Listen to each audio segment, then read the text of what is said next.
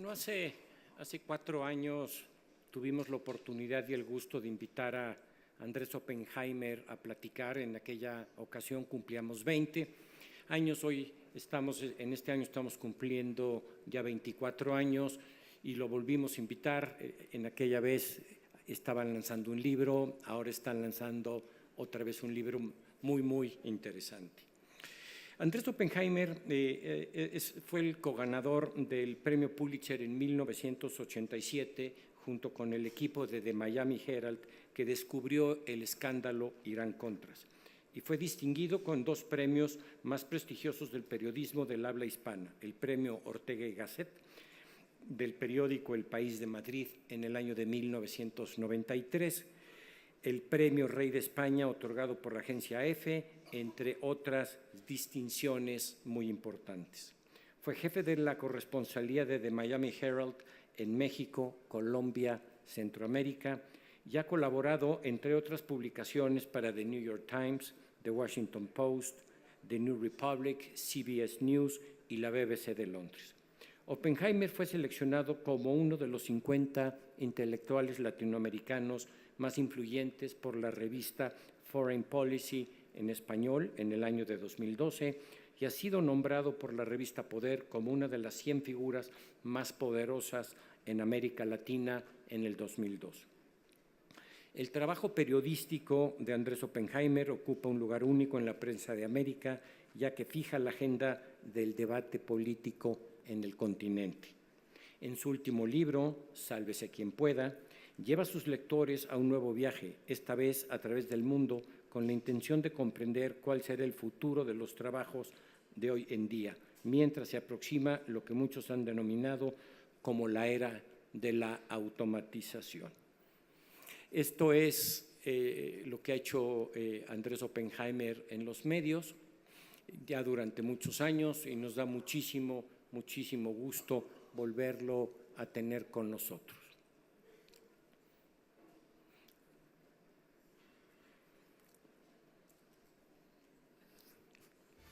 Hace ya muchos años nos propusimos hacer las cosas diferentes.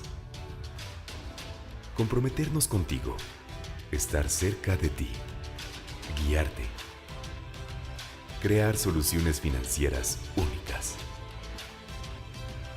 Gracias a ello, nos hemos convertido en una de las instituciones financieras más sólidas del país y una de las principales bancas privadas y bancos de inversión en México. Hemos desarrollado herramientas que te ayudan a conseguir tus metas.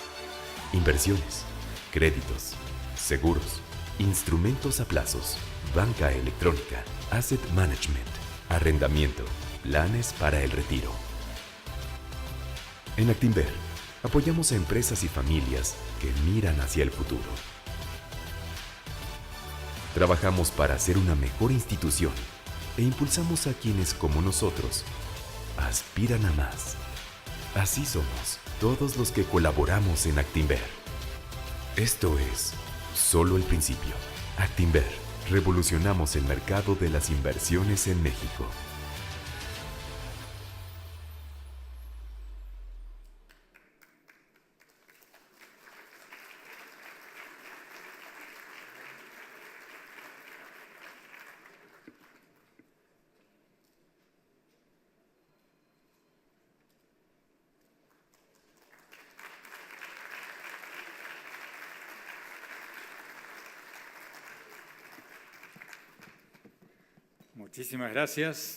Muchísimas gracias al grupo Actinver por invitarme.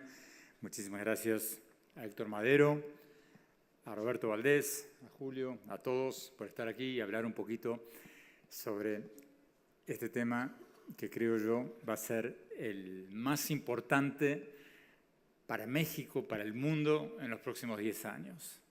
Más importante que el aeropuerto de Texcoco, más importante que la caravana, más importante que todos los temas de los que estamos hablando estos días y los que estamos leyendo en las primeras planas.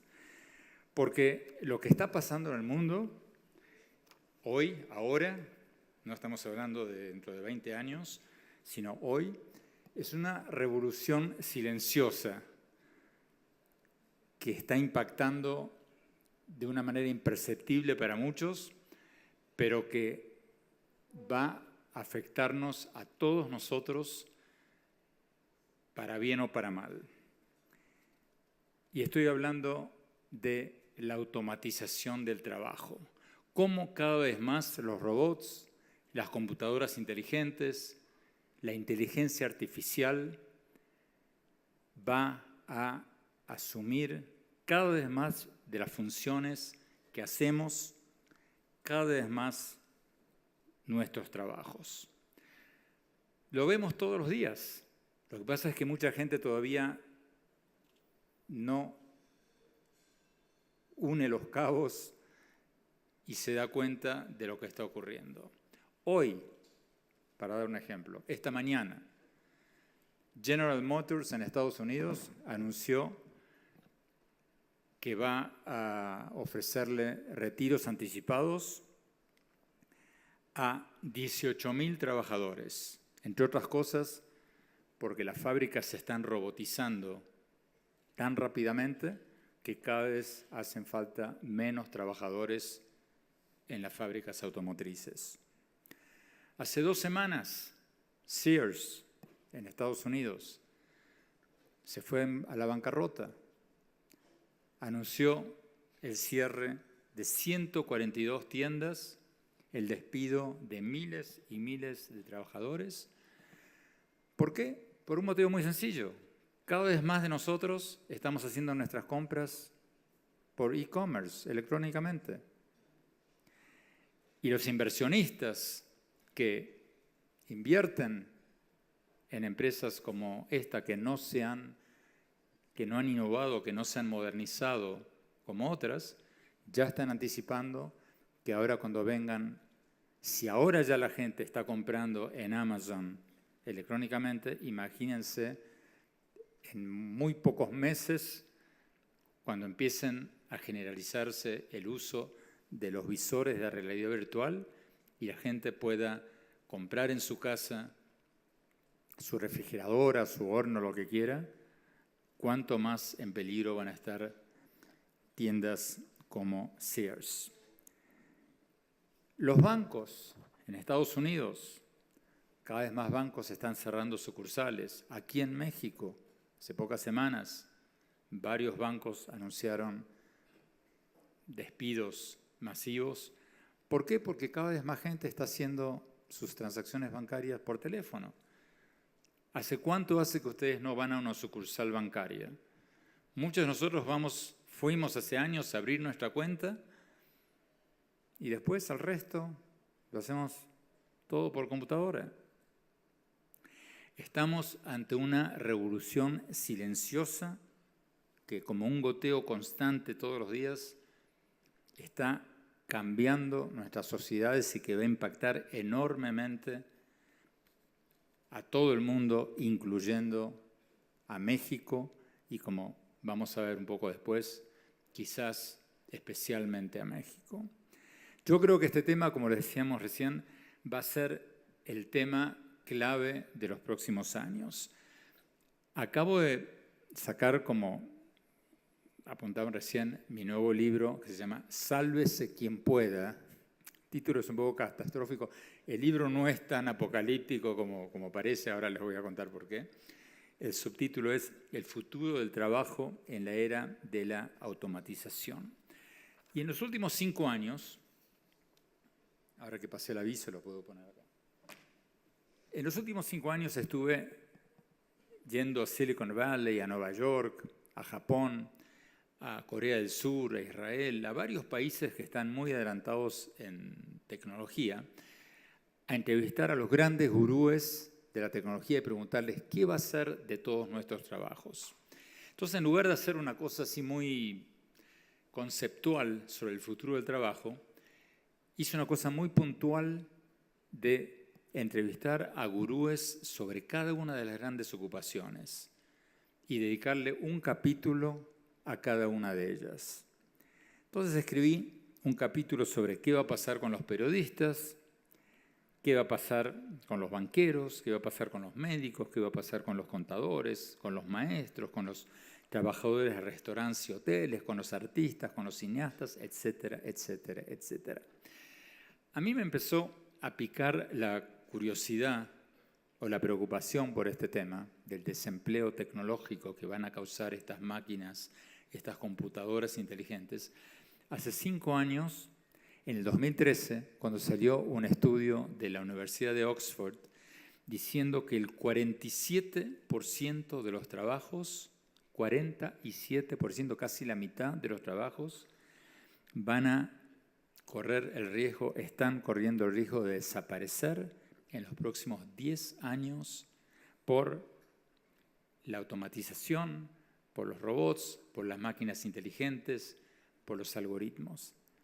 10 años, no estamos hablando de 50 años, estamos hablando ya ahora, y como lo decía antes, quizás eso está ocurriendo antes de lo que predijo este estudio de Oxford.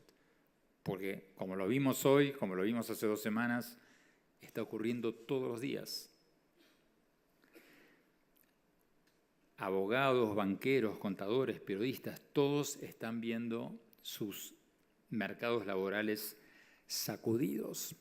Y cuando hace 5 años leí ese estudio y empecé a investigar esto, dije, caramba, esto lo estoy viendo en mi propia profesión.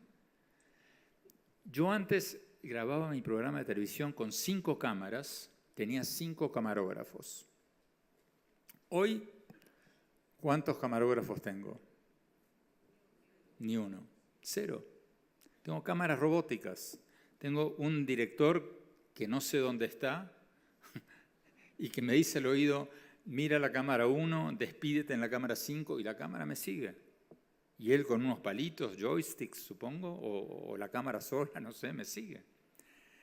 Otro ejemplo, yo escribo desde hace muchos años para el Miami Herald, escribo mis columnas en inglés, hasta hace muy poco las mandaba a traducir, me las mandaban traducidas por email, yo tardaba media hora en reescribirlas, editarlas en español.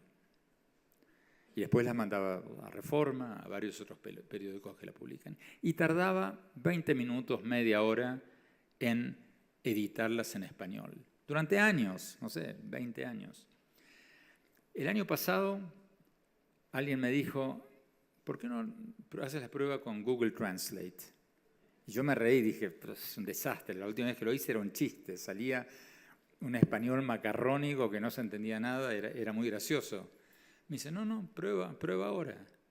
Lo hice y cuando vi el resultado me quedé duro. Dije, caramba, no está tan mal. Al poco rato el periódico decidió prescindir de la traductora y ahora usa algoritmos de traducción, Google Translate, que es gratis, es instantáneo, no hay que esperar muchas horas y requiere el mismo tiempo de edición que requería un traductor humano. Hace 6 meses, otra innovación que destruyó otro trabajo. Yo hasta hace poco, cuando iba a hacer una entrevista, le ponía el micrófono o últimamente el iPhone a un presidente o a un ministro, quien sea, grababa y después se lo mandaba a una persona para que lo transcribiera, un asistente, una secretaria, o a veces lo hacía yo mismo.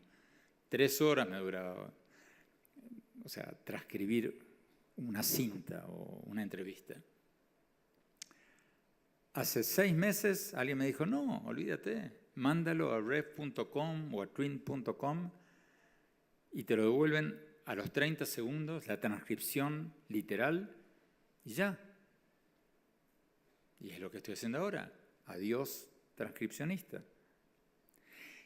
Y después de publicado el libro, ahora, hace 2 semanas, vine a México a presentarlo y me pasó otra cosa escalofriante. La editorial me pidió que leyera el prólogo porque van a hacer un audiolibro. Entonces me dicen, quedamos, yo dije, perfecto, ningún problema, encantado.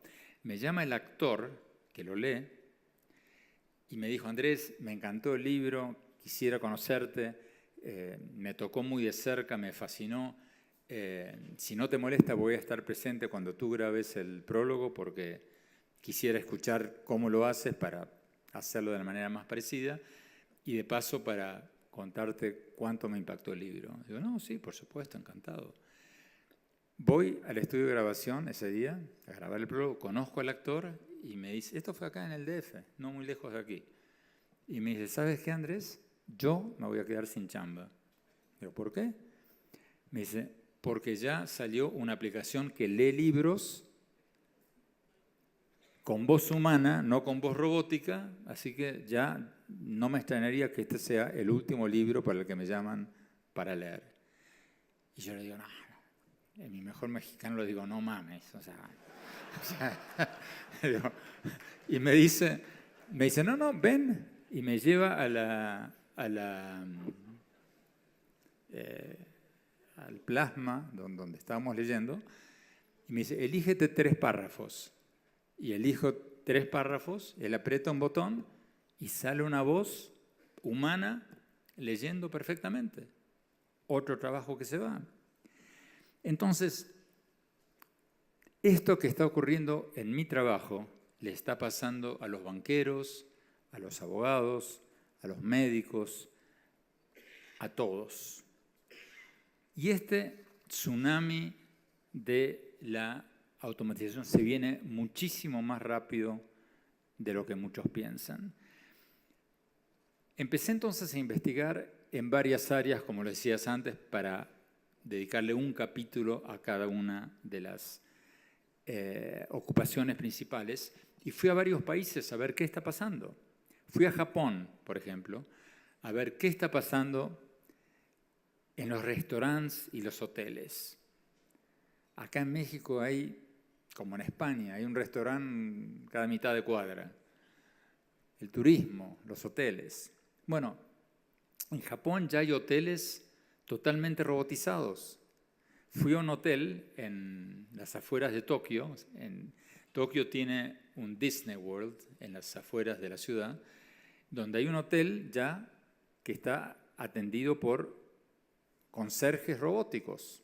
Y en este hotel, como está cerca de Disney World, para atraer a los niños, hicieron que los robots sean dinosaurios. Entonces, tú entras y hay 3 dinosaurios robóticos que se agachan como hacen los japoneses para recibirte, y en la tableta tú pones inglés, japonés, lo que sea. Yo puse inglés, y el dinosaurio japonés robótico me dijo, bueno, pon tu pasaporte en esta cajita. Me la señala ahí con las manos, bueno, con las garras, tendría que decir. Pongo mi pasaporte. Me dice, por favor, firma la tableta. Lo mismo que haría un conserje de carne y hueso. Firmo la tableta. Me dice, por favor, pon tu tarjeta de crédito en la otra maquinita que está a tu derecha. Pongo mi tarjeta de crédito. Retira tu llave de tu habitación en esa misma maquinita. Retiro. Entonces el robot me hace otra reverencia. Y yo para probarlo le digo, oye, what's your name? ¿Cómo te llamas? Y el dinosaurio como que esto lo cuento en el primer capítulo del libro porque fue muy gracioso. El dinosaurio como que lo descoloqué un poco y no sabía qué decirme. Y empezó a hacer gruñidos, hacía mover las garras y hacer gruñidos. Y le digo, no, en serio, what's your name? ¿Cómo te llamas?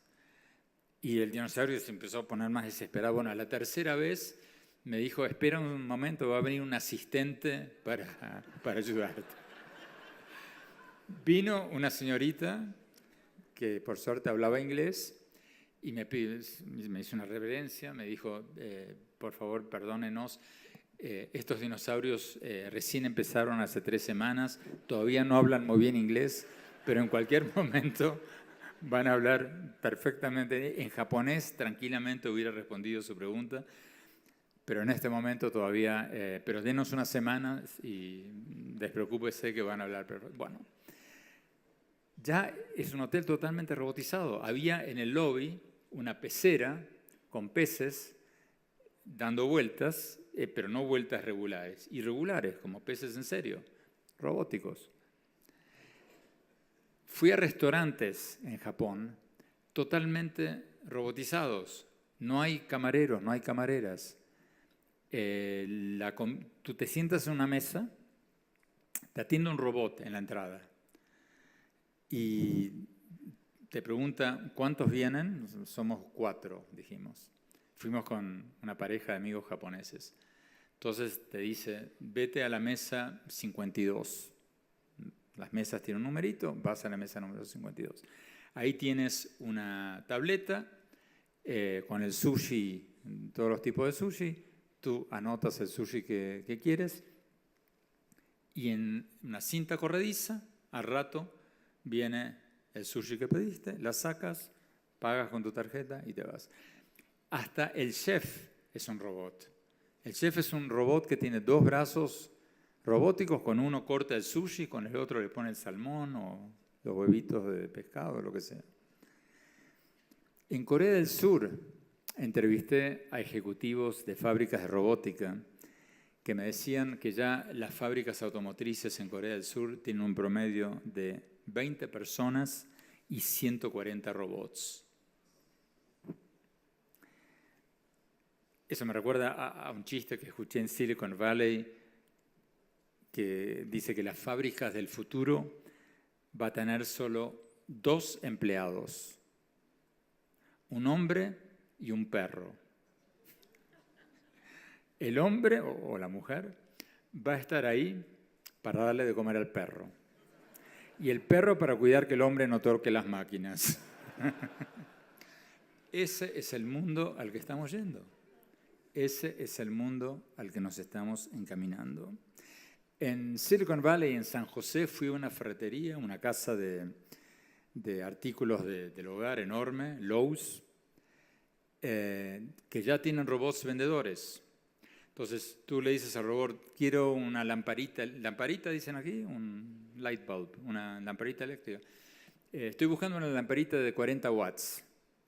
Entonces el robot, que después entrevisté al que lo hace, que es un mexicano, por cierto, que vive allí, y me decía que no lo hicieron muy humano.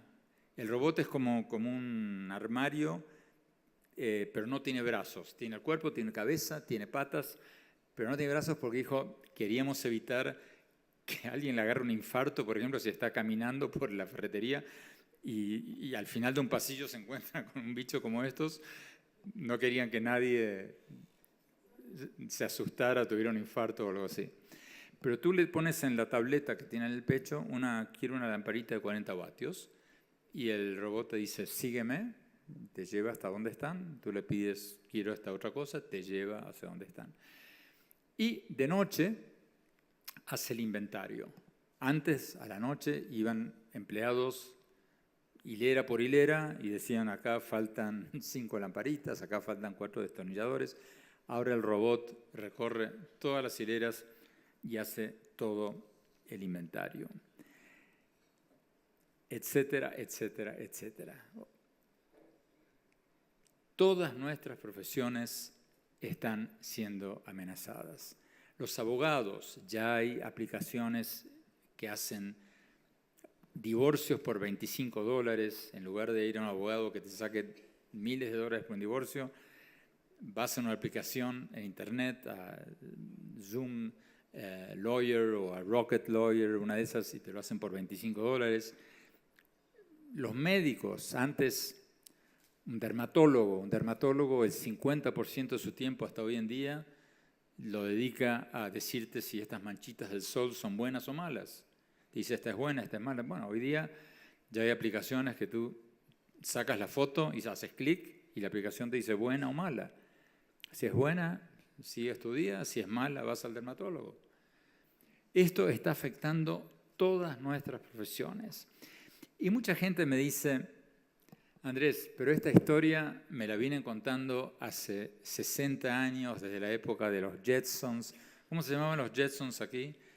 Los supersónicos. Bueno, esa historia me la vienen contando de los años 60 y nunca termina de pasar. No es cierto. Como todas las tecnologías, la automatización pasa por una meseta y de repente se dispara. Y hoy día, ahora, en este momento, este año, hay un fenómeno nuevo que no había pasado antes.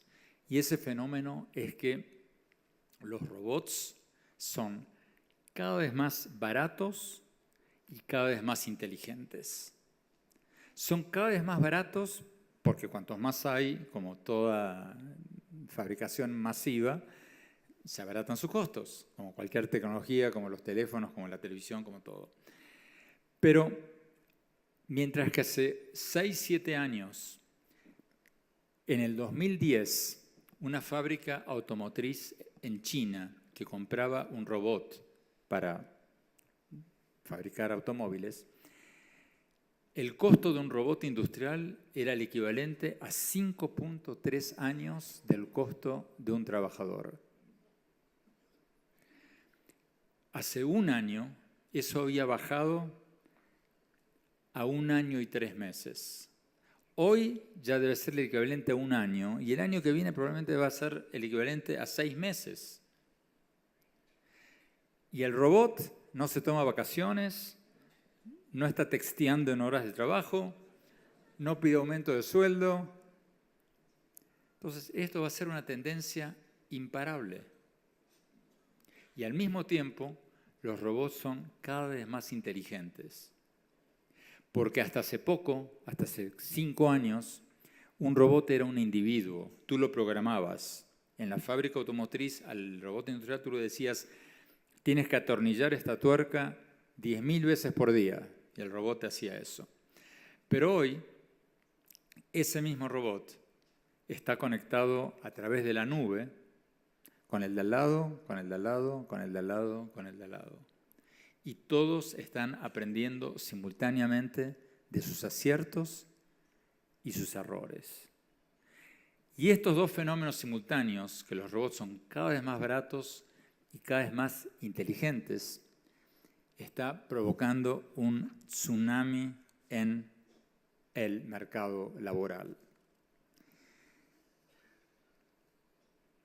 Algunos de ustedes me dirán, Andrés, pero eso pasa en Japón. Eso no va a pasar en México y menos con López Obrador por los sindicatos que no lo van a permitir. No crean, esto no lo para nadie.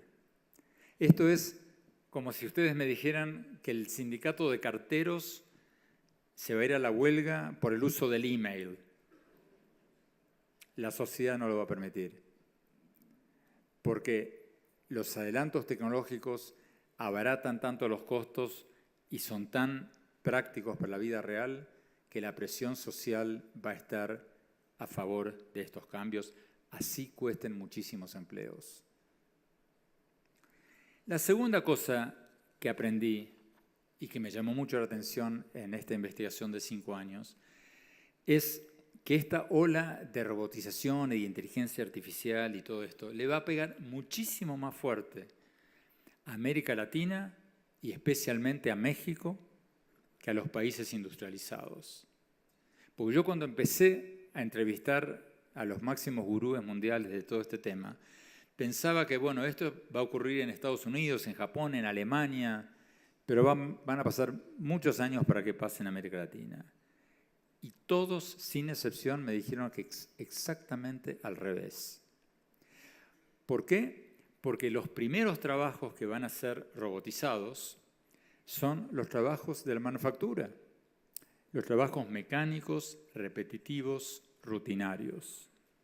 El atornillar una tuerca 10.000 veces por día para hacer una parte de un automóvil o un automóvil. Y los países más manufactureros son, por supuesto, China, México y algunos otros. Pero China, a diferencia de México, se está robotizando a toda máquina. Se ha convertido en el principal comprador de robots del mundo. Claro, ellos son una dictadura. Ellos pueden permitirse dejar sin trabajo a millones de trabajadores. En un país democrático es mucho más difícil. Pero China, ante la disyuntiva de seguir siendo competitiva o dejar sin trabajo a millones de personas, eligió seguir siendo competitiva y usar el dinero de sus exportaciones para mantener de alguna forma a las millones de personas que van a quedar sin trabajo por el desempleo tecnológico. Después de entrevistar a toda esta gente, salieron varios estudios del Banco Mundial, entre otros, que confirman lo que me dijeron todos estos gurúes. Un estudio del Banco Mundial dice que el promedio de los trabajos en peligro por la automatización en los próximos 10, 15 años, ese del 47% que hablábamos antes, eso va para Estados Unidos. Pero para China va a ser el 77% de los trabajos. Ese estudio en particular no incluye a México, pero dice 77% de los trabajos en China, 69% de los trabajos en India, 67% de los trabajos en Bolivia, etcétera, etcétera, etcétera. O sea, los países manufactureros van a estar muchísimo más golpeados por el desempleo tecnológico que los países ricos. Entonces, después de salir el libro, ahora en las últimas semanas he estado viajando por varios países y preguntándole a los presidentes y a los altos funcionarios, bueno, oye, ¿ustedes están conscientes de esto que les va a pegar durísimo en los próximos años? En Argentina hablé sobre esto largo con el presidente Macri, había leído el libro y él me dice que, Andrés dice, yo soy súper consciente de esto, y me contó una anécdota que lo dice todo. Me contaba que hace pocas semanas había recibido la noticia de una inversión de $200 millones de una empresa cervecera. Y me dice, fantástico, llamé a mi jefe de gabinete, ¿cómo y cuándo hacemos el anuncio? Llamé a mi ministro de Economía, todos felices, y vamos a hacer gran anuncio, nueva inversión, $200 millones. Me dice, hasta que pregunté cuántos puestos de trabajo iba a crear esa fábrica. Y la respuesta fue 22. Una fábrica totalmente automatizada era. Entonces me decía el presidente de Argentina, esta inversión de $200 millones va a generar la misma cantidad de empleos que un negocio de empanadas, entre quienes las hacen y las reparten. Ese es el mundo al que estamos yendo. Va a haber un enorme problema de desempleo tecnológico a corto plazo. No se me depriman mucho porque después vienen las buenas noticias, pero sigamos con esto por ahora. Aguántenme un poquito con las malas noticias, pues los veo a muchos que ya están sacando los pañuelos.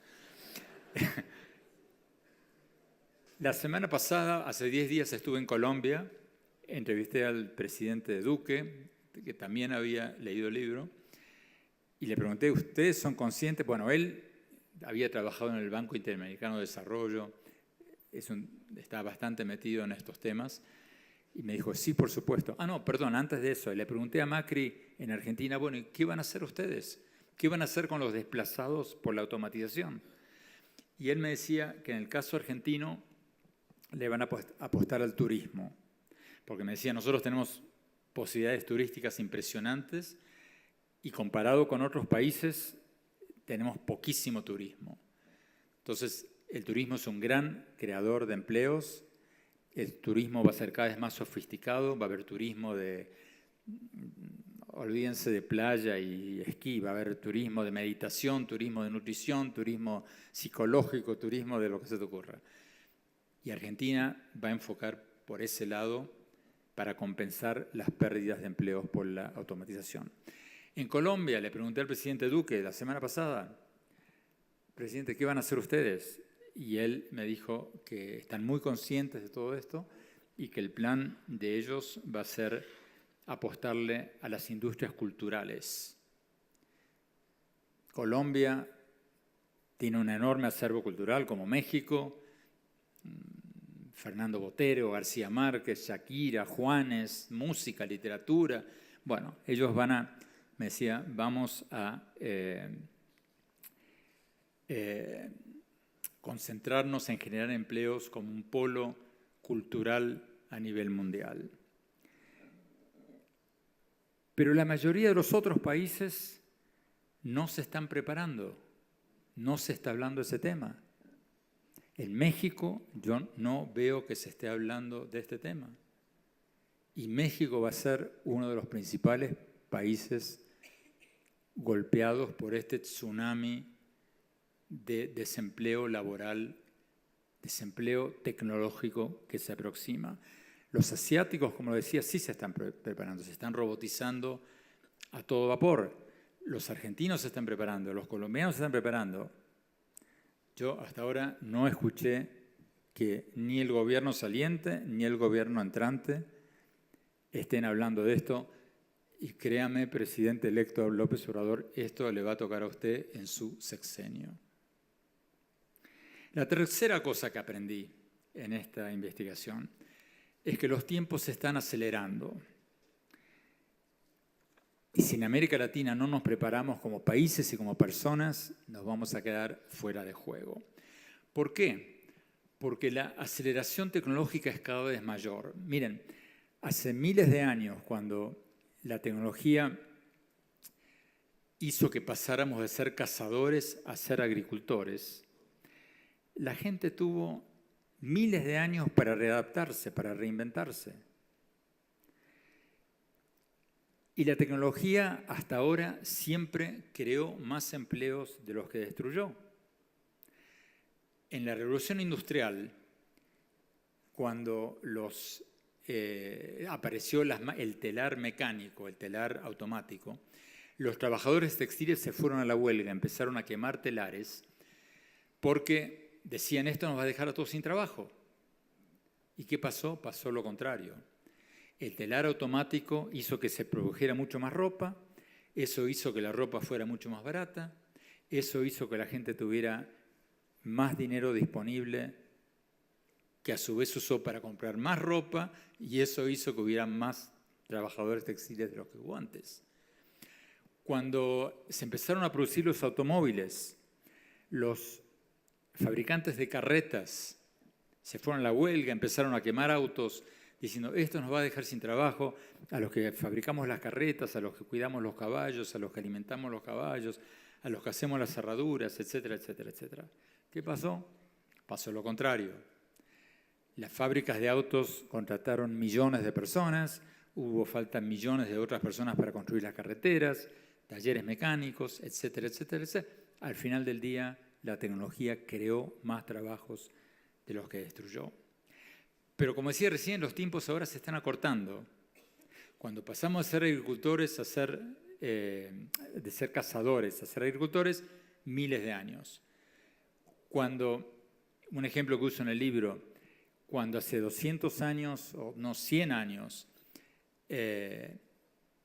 pasamos de tener lámparas a gas en las calles, faroles, a faroles eléctricos, los faroleros, los que iban poniéndole gas a cada farol, tuvieron 80, 100 años para reinventarse y convertirse en la gente que mantenía, digamos, los faroles eléctricos.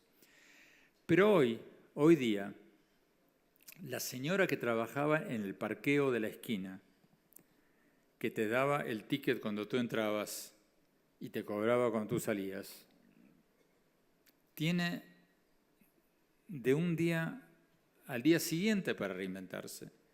Porque le dicen, señora, a partir del lunes vamos a poner una máquina en lugar de su caseta y su trabajo va a desaparecer. No tiene ni miles de años, ni cientos de años, tiene 24 horas. ¿Qué va a hacer de esa señora? ¿Y qué va a hacer de su equivalente en todos nuestros trabajos? A largo plazo, yo soy un tecno-optimista y ya les voy a decir por qué. A mediano plazo también, pero a corto plazo vamos a tener un problema de desempleo tecnológico. Cuando empecé a investigar este libro, hace 5 años, como les decía, casi todos los gurúes eran optimistas. Decían, Andrés, la tecnología siempre crea más trabajos de los que destruye. Pero ahora, hasta Bill Gates, Zuckerberg, hasta los grandes industriales tecnológicos están diciendo, caramba, a corto plazo vamos a tener un problema. Y yo me temo, y ya vamos a la parte positiva, yo me temo que a corto plazo vamos a tener una reacción antitecnológica. Yo creo que así como en los años 90 y en los años 2000 vimos un movimiento antiglobalización, en esta década y en la que viene vamos a ver un fenómeno anti-tecnificación, anti-robotización, porque esto va a dejar a mucha gente sin trabajo. Y ya lo estamos viendo. Hace pocas semanas en Las Vegas, los trabajadores de los restaurantes de Las Vegas se fueron a la huelga, entre otras cosas porque los hoteles ya están usando robots para llevarte el desayuno o la merienda a la habitación. Tiene un robotcito, como un Arturito chiquitito, que en la cabeza tiene una charola y una mano cuando te golpea la puerta y te trae la charola con el desayuno. Entonces los trabajadores de los hoteles de Las Vegas se fueron a la huelga para pedir aumento de sueldo y, cosa interesante, la llamé a la lideresa sindical en Las Vegas y le pregunté, volviendo al ejemplo de los carteros con el email, ¿ustedes realmente creen que van a poder detener este fenómeno de los robots meseros? Y ella me dijo, no nos hacemos la menor ilusión. Esto no lo vamos a... perdón, y me olvidé. Y los hoteles de Las Vegas también ya tienen los barmen, los bartenders robóticos, que según dicen son mucho mejor que los humanos, porque el mesero humano te mezcla el trago, te lo tira ahí mientras habla con una persona, te lo tira. El robot, con el brazo robótico, te prepara el cóctel con las medidas exactas, la densidad exacta, no se distrae y es mucho más rápido. Pero me decía la dirigente sindical, no, nosotros nos hacemos la menor ilusión, no vamos a poder detener esto. Los meseros van a ser robots, no hay otra. Pero lo que nosotros estamos exigiendo de los dueños de las empresas, de los hoteles, es que paguen por el reentrenamiento de aquellos que se queden sin trabajo por los robots para que puedan hacer otro trabajo dentro de los hoteles. Interesante. Ya ven que este es un fenómeno imparable y que lo que tienen que hacer es reinventarse y reconvertirse. Entonces, tenemos que prepararnos como personas y como países, porque va a haber una brecha entre quienes tienen la preparación académica o el reentrenamiento para convertirse y reinventarse y los que no. La señora que estaba repartiendo tickets en el parqueo de la esquina va a tener un problema. El trabajador que sea reentrenado o la persona que haya ido a la universidad, que tenga una base educativa, van a estar mucho mejor equipados. México tendría que empezar a poner este tema en el centro de su agenda política, porque como decía recién, no ha hecho lo que ha hecho China, no se ha robotizado como se ha robotizado China, no está haciendo lo que hace Argentina, que es apostarle, aunque lo están haciendo obviamente, pero muchísimo más, a inventar una nueva industria o a potenciar una nueva industria como el caso del turismo en Argentina. No está haciendo otra variante como Colombia, que está apostando a las industrias culturales, lo que ellos llaman la economía naranja. Sea lo que fuera, México va a tener que encontrar su alternativa y apretarle el acelerador a la innovación, a la educación, a la ciencia y a la tecnología para encontrar una alternativa para toda la gente que va a ser desplazada por la automatización. Pero tiene que empezar a mirar urgente para adelante y yo veo que muchos de los actuales y futuros dirigentes están hablando de Benito Juárez y de Madero y no tienen la menor idea de este tsunami tecnológico que se viene. Pero bueno, la cosa no es para tirarse del balcón, la cosa no es para llorar, primero porque a mediano y largo plazo sí la tecnología va a crear más trabajo de los que elimina.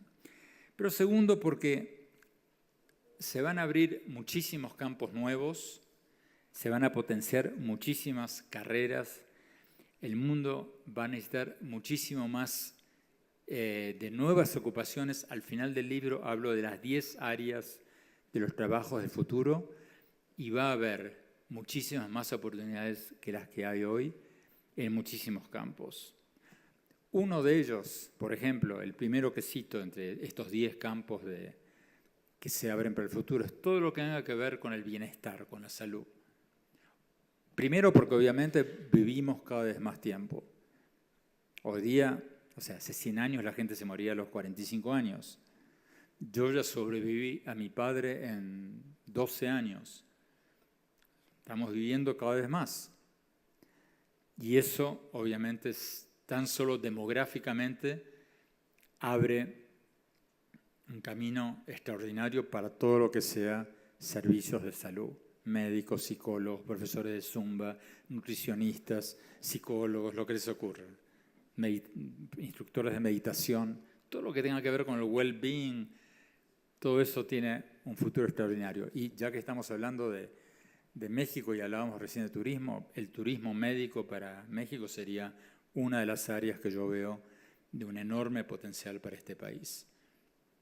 Porque acá la medicina tiene excelentes médicos y un cuidado médico aquí cuesta un 10% de lo que cuesta en Estados Unidos.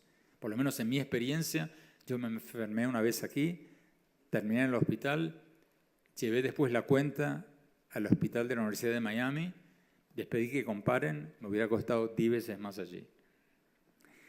Pero va a haber muchísimas más oportunidades y dedico todo el final del libro a eso, para los asistentes de salud, ahí meto todo tipo de gente en esa bolsa.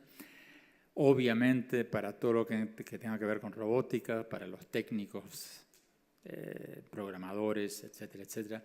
Para todo lo que tenga que ver con análisis de datos, los analistas de datos. Hoy las grandes empresas tienen analistas de datos, pero cada vez más el restaurante de la esquina va a tener su analista de datos. Hoy día ya hay restaurantes en Estados Unidos que tienen su analista de datos. Entonces, tú vas y ellos saben quién eres porque tú pagas con tu tarjeta de crédito y ya saben que te gustan los tallarines a la carbonara. Y si no apareces por 3 semanas, te mandan un email, te dicen, Andrés, tenemos una nueva salsa carbonara de Sicilia que nos acaba de llegar, buenísima, te extrañamos, vente. O si fuiste varias veces y dejas de ir, te mandan un email diciendo, Andrés, o te googlean y ven que tu cumpleaños está al día y dicen, Andrés, sabemos que se acerca tu cumpleaños, si quieres hacer tu fiesta, tu cena de cumpleaños, aquí te damos un 50% de descuento, este menú, etcétera, etcétera. Los restaurantes van a tener sus periodistas para contar su historia, sus videógrafos. Va a haber muchísimo más necesidad de gente haciendo este tipo de cosas de las que hay hoy. Hoy día solo una empresa grande o mediana tiene su gerente de marketing o su periodista o su videógrafo. Hoy día nosotros, por ejemplo, usamos tarjetas de presentación. Yo te conozco a ti, te doy una tarjeta de presentación. Bueno, ya cada vez más vamos a tener nuestras tarjetas virtuales. Las tarjetas virtuales van a empezar con tu nombre y tu teléfono, pero poco a poco van a ser una superproducción de Hollywood. Van a tener tu historia, las fotografías de tu vida y vas a tener una tarjeta para presentar a un empleador, una tarjeta que va a requerir un periodista que cuente tu historia, un videógrafo que te la filme, un editor que te la compagine y que va a ser una para tu empleador, otra para tus amigos, otros para conquistar una novia. O sea, se van a abrir muchísimas carreras que hoy día no existen. En los docentes, por ejemplo, tengo un capítulo de los docentes en el libro donde hablo de la entrevista que le hice a un profesor robótico. El profesor robótico se llama el profesor Einstein. Y es un robotcito así de chiquitito, con el pelo blanco, igual que Einstein. Y el profesor Einstein enseña matemática, física y geometría, si no mal no recuerdo. Y es muchísimo mejor que un maestro, porque el profesor Einstein tiene una paciencia ilimitada. Sí. Tú le pides, a ver, enséñame la regla de 3. El profesor Einstein te explica la regla de 3. Y tú le dices, no entiendo. Entonces te la explica de otra manera. Tú le dices, mira, perdóname, profesor, pero no me entra. Te la explica de una tercera forma, de una cuarta, de una quinta, de una sexta, etcétera, etcétera, etcétera. Entonces, ¿qué va a pasar? No es que el profesor Einstein va a sustituir enteramente a los maestros, pero el maestro va a tener que hacer una cosa totalmente diferente a la que hace hoy. No va a enseñar la regla del 3. El maestro como impartidor de conocimientos va a desaparecer. No tiene ningún sentido que hoy en día en que un niño pueda ir al buscador del Google en su teléfono de celular y preguntarle quién descubrió América, que un profesor le enseñe a los niños que había un señor que se llamaba Cristóbal Colón, que en tal año... El niño lo puede encontrar mucho más rápido, mucho mejor, mucho más divertido, con ilustraciones, con musiquita, con todo, en el buscador de Google. Entonces, el docente va a desaparecer como un impartidor de conocimientos y se va a convertir en un motivador, una persona que le va a ayudar a los niños a encontrar su pasión, en una persona que le va a ayudar a los niños a enseñarles valores éticos, a una persona que le va a enseñar a los niños a trabajar en equipo, a solucionar problemas, a todo menos a lo que hace hoy en día, que es impartir conocimientos. Lo mismo con los médicos, con los abogados, van a tener que reinventarse totalmente. Y la educación va a tener que cambiar. En el capítulo sobre educación, hablo de una entrevista que le hice al presidente de MIT, la universidad rankeada número 1 en el mundo, y le pregunté, ¿cómo se imagina usted la educación universitaria de aquí a 5 años? Y él me dijo que vamos a tener que estudiar de por vida, porque esto de que tú vas a la universidad 4 años, te dan un papelito, sales y trabajas el resto de tu vida, olvídate. Hoy día, cuando terminas tus estudios, ya la tecnología superó 5 veces todo lo que aprendiste. Entonces, estudiar en la universidad va a ser como comprar una suscripción para una revista para toda la vida. Tú vas a comprar la suscripción a la universidad, vas a estudiar 4 o 5 años, te van a dar tu papelito y después vas a volver a los 5 años y a los 10 y a los 15 y a los 20 por 6 meses o por 3 meses o por lo que sea, ya sea para actualizarte en lo que estás haciendo o para reinventarte totalmente. Entonces, ahí, si quieren, ahora cuando pasamos a las preguntas y respuestas, les cuento más de las grandes oportunidades que se van a abrir en muchos campos, pero quiero cerrar con qué tendría que hacer México para no quedarse fuera de juego. Y lo primero es lo que decía recién. Yo pedí una entrevista, espero tener la oportunidad de hablar sobre esto con el presidente electo López Obrador, porque creo que México, así como lo hice con los presidentes de varios otros países, porque me aterra que en México ni siquiera tenga esto en el centro de su agenda política, que estén hablando de Benito Juárez en lugar de estar hablando de los robots que van a dejar sin empleos a decenas de miles de mexicanos. Tienen que sentarse a la mesa y ver cómo van a enfrentar esta ola de automatización. Si lo van a hacer robotizando sus fábricas, como hacíamos recién, o apostándole a otra cosa, pero tienen que buscar y elegir un plan B. Y segundo, tienen que apretarle el acelerador a la innovación, a la educación, a la ciencia, a la tecnología, atraer capitales para potenciar todos estos campos, crear una cultura de la innovación. Yo hago mucha énfasis siempre en esto, crear una cultura de la innovación, porque esto no es algo que se puede inventar de la noche a la mañana. Los innovadores crecen y florecen en culturas que glorifican a los innovadores. Y uno de los grandes problemas que tenemos en América Latina es que nosotros glorificamos a los futbolistas, a los cantantes, a las actrices, pero no a los premios Nobel de física o a los que inventaron un producto nuevo que se vende en todo el mundo. Eso sale en las páginas de business, no sale en las primeras planas. Tenemos que crear una cultura que venere a los innovadores, como la que existe en Asia, como la que existe en Irlanda, como la que existe en muchos países.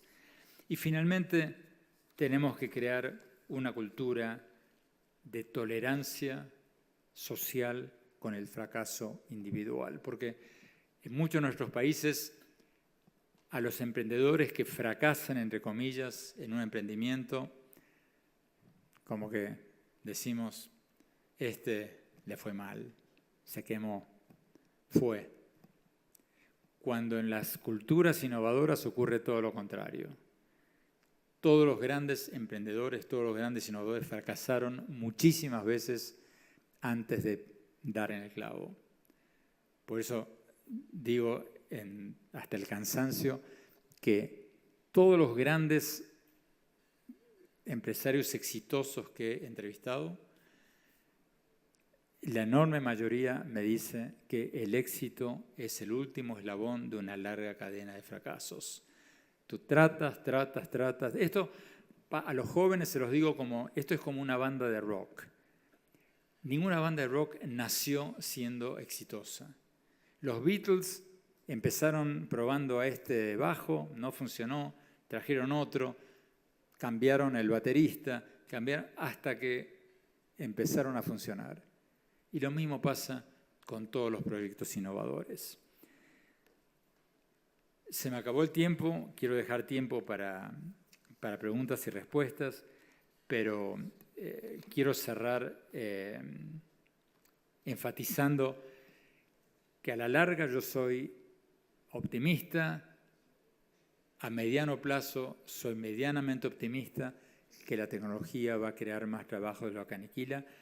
A corto plazo estoy preocupado, creo que se viene una ola de desempleo tecnológico y que México tiene que ponerse las pilas, concentrarse en esto, porque si no, va a ser un sálvese quien pueda. Muchísimas gracias.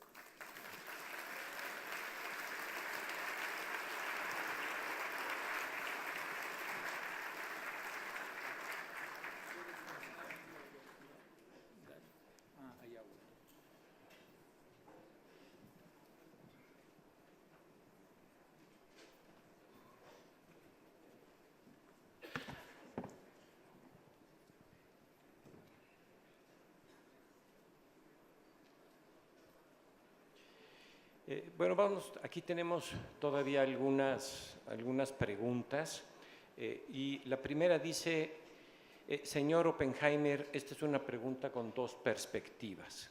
¿Cuáles considera usted sea la principal oportunidad y el mayor riesgo para nuestro país en los próximos 6 años?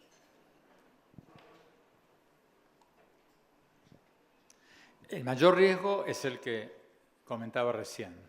A riesgo de ser repetitivo, que no están poniendo la atención a la principal amenaza al futuro de este país, que es el desempleo tecnológico, que es la principal amenaza social para este país.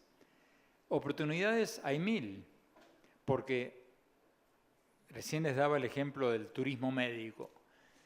pero incluso dentro del turismo en general, México tiene enormes oportunidades en términos de la cultura. Para usar el modelo de Colombia, México tiene fabulosas oportunidades. Hay muchísimas oportunidades, pero el problema que yo humildemente, si es que un argentino puede ver algo humildemente, lo que veo desde afuera es que México está demasiado concentrado en el pasado y demasiado poco concentrado en el futuro. Y lo que me preocupa del gobierno entrante, y ojalá me equivoque, ojalá prueben de que estoy totalmente equivocado, me preocupa que estén hablando mucho más de Juárez y de Madero que de los chicos de Silicon Valley que están inventando este programa o el otro. Están mirando demasiado el ombligo, demasiado poco por la ventana, a lo que pasa alrededor. Y a diferencia de lo que ocurre en otras partes del mundo, otros países sí están mirando para adelante y preparándose, como China. Entonces, yo creo que el principal reto para México, y me preocupa también el tema de la reforma educativa, para ser sincero. Todavía no sé qué van a...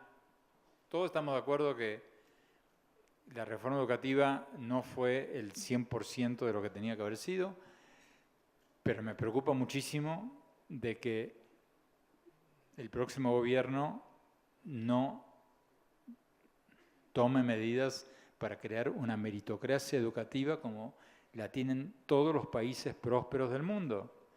Cuando yo fui a Finlandia y entrevisté a la primera ministra de Finlandia, ya no está más, era hace 6, 7 años, Tarja Halonen se llamaba, y le pregunté, que por cierto fue muy divertido, porque el Palacio Presidencial de Finlandia, que es uno de los países más prósperos del mundo, es una casa. De ahí saqué mi teoría de que los países cuanto más exitosos tienen el Palacio Presidencial más pequeño. Porque es así, tú vas a Guatemala, por ejemplo, y el Palacio Presidencial es 1 hectárea, es una cosa impresionante. Vas a Finlandia y es una casita. Pero el hecho es que ella me decía, yo decía, ¿cuál es el secreto de Finlandia? Ustedes están primeros en todos los rankings de educación, de ciencia y tecnología. Y ella me decía, tenemos 3 secretos. Los maestros, los maestros y los maestros. Y yo le digo, a ver, explíqueme eso. Y me dice, sí, nosotros, para tú ser maestro o maestra en Finlandia, tienes que estar en el 10% de las mejores calificaciones de tu promoción cuando terminas la secundaria. Si tú no tienes el promedio, no estás entre el mejor 10% de promedios de calificaciones, no puedes aspirar a ser maestra. Entonces, cuando tú tienes un vecino que es maestro, tú dices, esta mujer o este hombre tiene que ser inteligente, porque si no, no podría ser maestro. En nuestros países, si tú tienes un vecino que es maestro o maestra, dices, pobrecito, no pudo ser abogado, no pudo ser arquitecto. Sí. Entonces, en todos estos países hay una meritocracia educativa que evalúan a los maestros, que evalúan a los alumnos y que en función de su rendimiento en las aulas, que se mide en los tests internacionales, le pagan mejor a sus maestros, pero que tienen más días de clases. Ahora me decían que van a tener 5 días de asueto escolar los niños de México por el agua. En Japón el año escolar tiene 240 días. En México tiene 180, si no mal no recuerdo, y sin contar los puentes y los feriados y los cortes de agua por 5 días.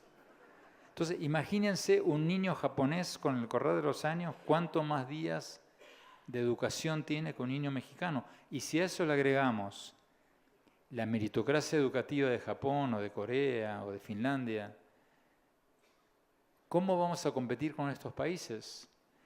Eso me preocupa muchísimo del gobierno entrante de México y ojalá que las autoridades,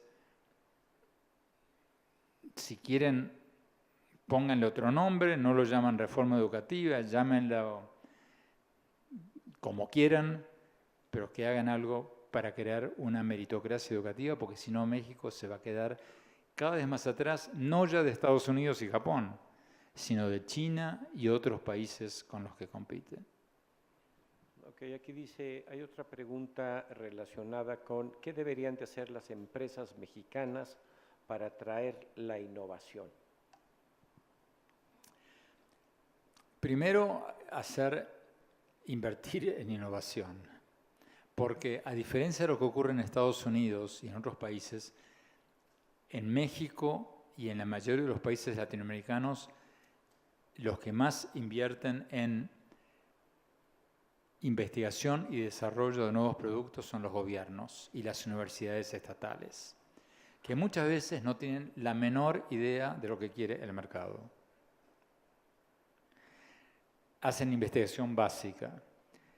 Si tú miras la proporción de inversión de las empresas y del Estado en innovación, en research and development, en investigación y desarrollo de nuevos productos, en Estados Unidos, en China, tienes una proporción muchísimo más grande del sector privado que del sector público. Entonces, en primer lugar, las empresas tienen que invertir más en innovación y desarrollo de nuevos productos. En segundo lugar, creo que tienen que presionar conjuntamente al Estado para mejorar la calidad educativa, porque en muchos de nuestros países estamos esperando que el Ministerio de Educación o que el gobierno resuelva el problema educativo. Y el problema educativo solo se va a resolver si hay una presión de abajo para arriba.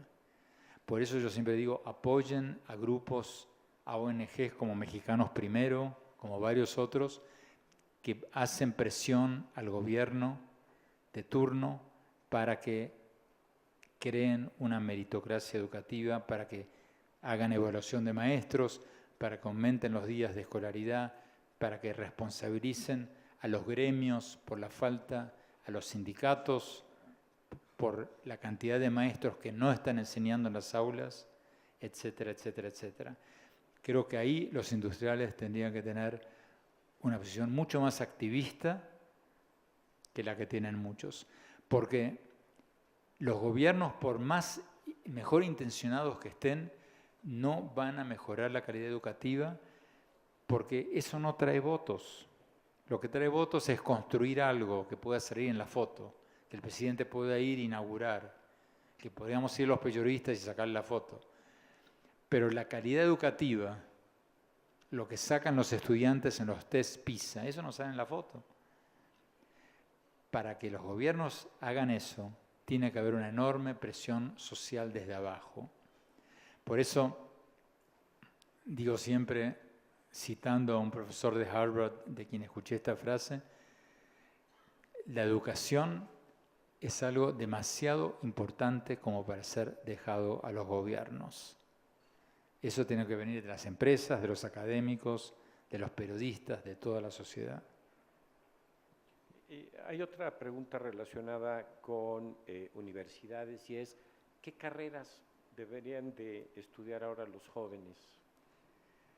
Es una buena pregunta. Las carreras, las universidades van a tener que ponerse las pilas y crear carreras cada vez más multidisciplinarias. Las carreras del futuro son las carreras interdisciplinarias.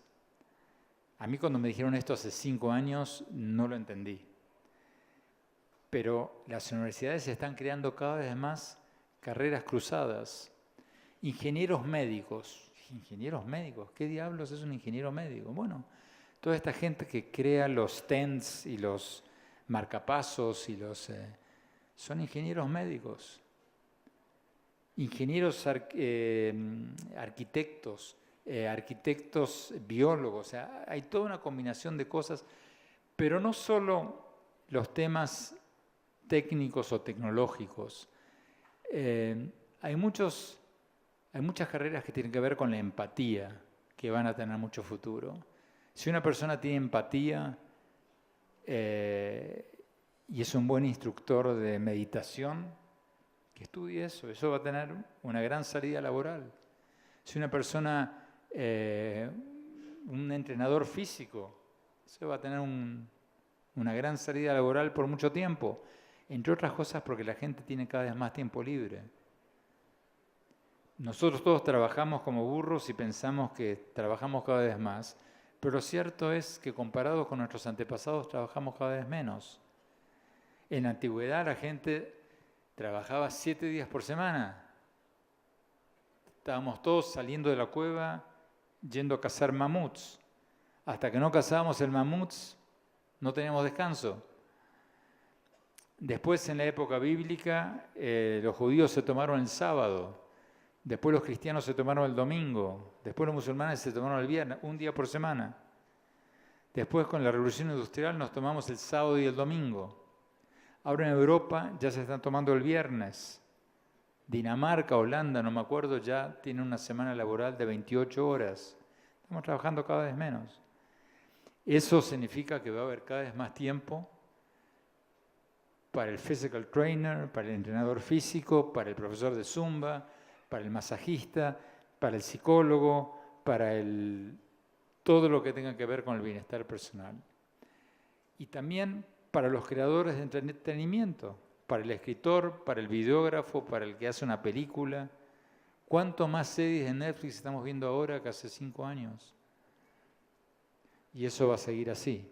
O sea, ahí al final del libro cito las 10 áreas, porque no son 10 carreras, son 10 áreas que tienen cada una de ellas muchas carreras, donde va a haber una enorme cantidad de oportunidades en el futuro. Hay otra pregunta que tiene que ver con cuál es tu visión sobre las criptomonedas. Yo soy un poquito escéptico. Sobre las criptomonedas, no así sobre el dinero electrónico. En Estados Unidos ya cada vez más gente usamos aplicaciones de celular para transferir dinero. Yo uso Venmo. ¿Conocen Venmo aquí? Bueno, todos los jóvenes ya pagan con Venmo. Es una aplicación telefónica con la que uno paga de su cuenta de banco al restaurante, a lo que sea. Una persona me tenía que pagar un dinero, yo le pedí que me pague, me dijo, bueno, te lo mando por Zelle. Me digo, ¿qué es Zelle? Se escribe Z-E-L-L-E. Otra nueva aplicación que está usando ya todo el mundo, lo mismo. Ni siquiera hay que darle a la otra persona su cuenta bancaria. Yo le di a mi banco mi email. Y la persona me manda a mi email y mi banco la detecta y deposita el dinero. Entonces, yo soy escéptico sobre las criptomonedas, y menos en el petro que inventó Maduro. Si alguien compra petros, que por favor venga a verme, porque tengo una excelente oportunidad de negocios para venderle un obelisco en Tanzania. Pero soy un enorme escéptico sobre las criptomonedas, pero el dinero como algo físico creo que está destinado a desaparecer. En los países nórdicos de Europa ya los mendigos piden dinero con el celular. Por favor, hágame una transferencia. No es un chiste, está pasando eso. Ya el efectivo dejó de existir. Prácticamente no hay efectivo. No me acuerdo qué país, lo cito en el libro. Creo que era Suecia, dijo que ya para dentro de 10 años va a desaparecer totalmente el dinero en efectivo. Así que dinero electrónico, no les quepa menor duda, es el dinero del futuro. Criptomonedas, yo no apuesto por ellas. Sí, hay otra con relación y dice, ¿qué opinas de volver al campo como una solución? Para el empleo no lo veo, porque en Israel fui a una granja donde ya tienen un robot con 13 manos que saca las naranjas del árbol, las palpa, tira las buenas para una caja y las malas para la otra, y con 13 manos al mismo tiempo. ¿Cómo puedes competir eso con un trabajador? Entonces, La tecnología abarata los productos. O sea, cuando yo era chico, la mayoría de ustedes no se va a acordar de esto, pero cuando yo era chico se hablaba de que el mundo se iba a quedar sin comida, porque la población crecía a nivel así y la comida crecía a nivel así. Entonces, que en pocos años el mundo se iba a quedar sin comida. ¿Y qué pasó? Pasó exactamente al revés. La revolución verde, la tecnología, los transgénicos, todo eso hicieron que se produjera muchísima más comida, muchísimo más barata, y países que tenían hambruna como India hoy día son exportadores de comida. Entonces el campo, siempre vamos a necesitar comer, siempre va a haber nichos para comida orgánica, para comida especializada, pero al igual que el petróleo, no va a ser una solución, entre comillas, para el desempleo tecnológico. Aquí hay otra pregunta que tiene que ver con el tema de educación y dice, ¿qué opinas sobre un sistema educativo independiente del gobierno donde los estudiantes lleven el plan de estudios? Bueno, y se genere la innovación está relacionada con un concepto que se llama escuelas al revés de Salman Khan. Bueno, conozco muy bien el modelo, conozco bien a Salman Khan, me parece extraordinario, pero no es exactamente que los estudiantes hacen el plan de estudio. Los flipped classroom, las escuelas al revés, son una idea buenísima que yo creo que tiene muchísimo futuro, pero funciona así. Hoy día, todos nosotros fuimos a la escuela, supongamos de 9 a 3 de la tarde. Íbamos a casa y hacíamos las tareas. Eso es un esquema totalmente anticuado y inequitativo. Porque, ¿qué pasa? Aquellos que tuvimos la suerte de vivir en hogares de clase media o clase media alta, teníamos padres que nos podían enseñar a hacer las tareas. O nos pagaban tutores para que nos enseñaran matemáticas, como en mi caso, o inglés, o lo que sea. Pero los niños que venían de clases bajas, clases trabajadoras, que no tenían esa suerte, se quedaban cada vez más rezagados hasta que tenían que desertar de la escuela. Entonces la escuela era una fabricante de inequidad. El modelo de Salman Khan es las escuelas al revés.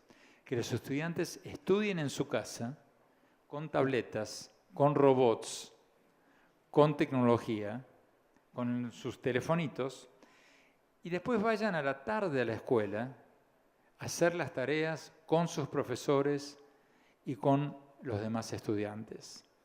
Es un modelo excelente que haría un enorme progreso para reducir el drama de nuestros países, que es el que los niños de clases privilegiadas tienen un futuro mucho más asegurado que los niños de clases no privilegiadas. Estudiar en tu casa con una tableta y hacer las tareas en la escuela con la ayuda de tu profesor. Es una idea excelente que ya está siendo usada por muchísimas escuelas en Estados Unidos. Aquí hay otra pregunta que dice, a pesar de los avances tecnológicos, a la mejor y constante innovación en los procesos de negocios de las empresas, ¿por qué en México se sigue trabajando más en cuanto al número de horas? ¿Cómo era el principio de la pregunta? Dice, a pesar de los avances en la tecnología, a la mejora y a la constante innovación en los procesos de negocios, ¿por qué tantas horas de trabajo en México? Supongo porque se toman una comida de 3 horas. No, en serio. Sí, o sea, no es una respuesta muy científica, pero algo debe tener que ver. Yo me acuerdo, no sé cuántos de ustedes se acuerdan, en la época de Zedillo anunció como gran proyecto nacional eliminar la siesta. Bueno, no dormirán siesta, pero sí las comidas son de 2 horas. Creo que es por eso. Pero debe haber otros motivos, pero ese debe ser uno. Bueno, y tenemos tiempo para una pregunta más. Y dice, ¿cuáles son los aspectos que te preocupan de este avance tecnológico?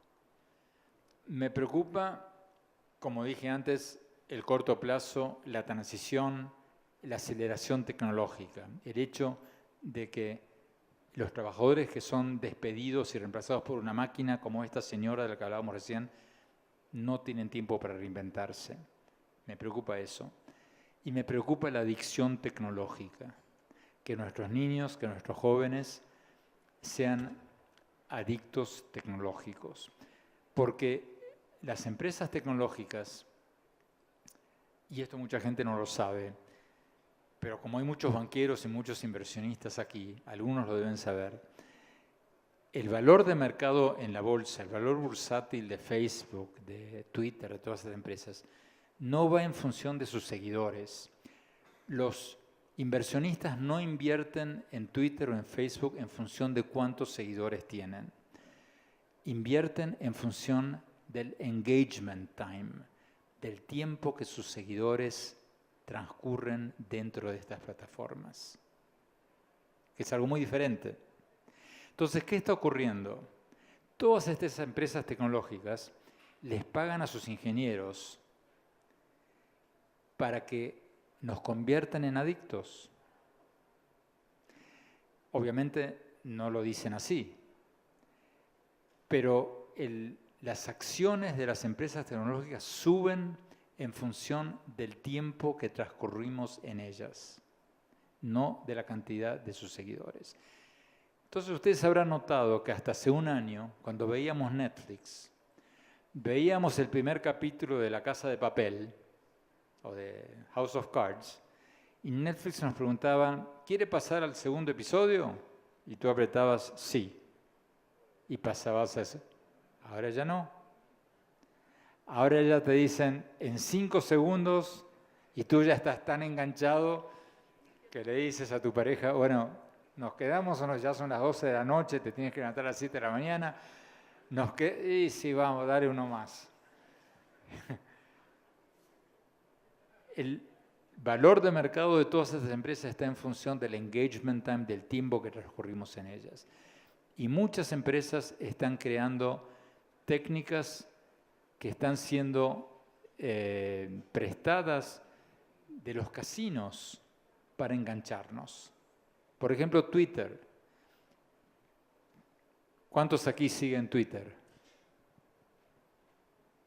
Menos de la mitad. Bueno. O los emails en los celulares de todos. ¿Qué hacemos cuando buscamos un Twitter?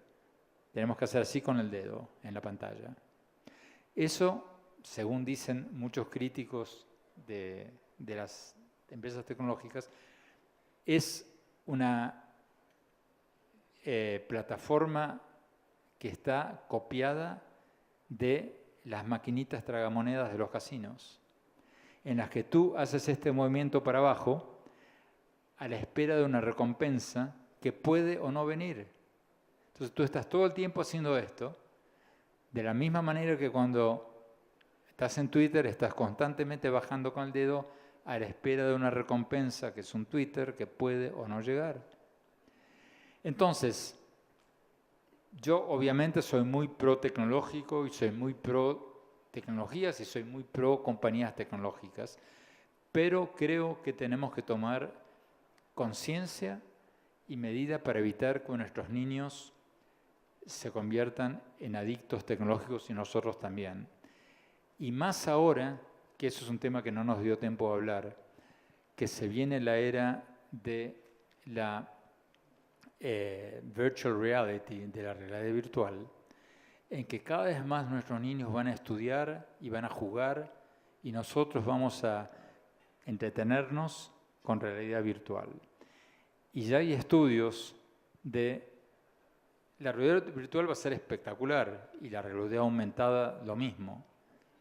Vamos a poder ir al Coliseo de Roma y ver el Coliseo de Roma y ponernos los anteojos de realidad virtual y ver a los gladiadores cómo están. Pues vamos a poder ver el entorno real Y dentro de ese entorno que estamos viendo físicamente vamos a poder cómo los leones se comían a los gladiadores y cómo los gladiadores se peleaban entre ellos y toda esa historia. Va a ser espectacular. Pero ya hay estudios que muestran que un mes después de tomar una lección, por ejemplo esta, de los gladiadores en Roma, los niños no se acuerdan qué era real y qué era ficticio. Y el peligro de eso es qué va a pasar cuando en las redes sociales se usen la realidad virtual, la realidad aumentada, para meternos informaciones falsas o prejuicios raciales o quién sabe qué, y la gente no sepa distinguir qué es lo real y qué es lo inventado. Entonces, yo soy muy pro tecnología, creo que el mundo es mucho mejor de lo que era, creo que el mundo va a seguir siendo mucho mejor de lo que era, pero como en todas las cosas, tenemos que decir, esto es fantástico, me encanta el iPhone, me encanta Twitter, me encanta, yo soy un usuario de todas estas cosas, me encantan, pero hay que usarlas con mesura y ser consciente de lo que uno está recibiendo, y si es necesario, creo que va a ser necesario hacer presión social para que se autorregulen de una forma que no vayan a crear adicciones peligrosas. Muchísimas gracias. Pues Andrés, muchísimas gracias. Muchísimas gracias a usted.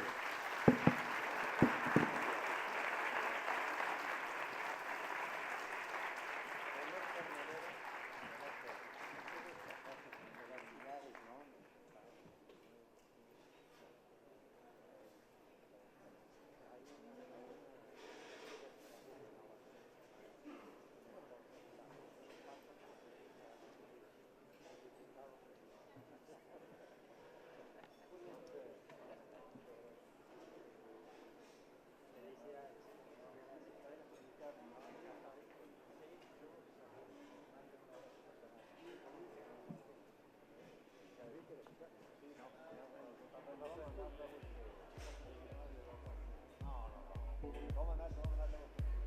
no, no.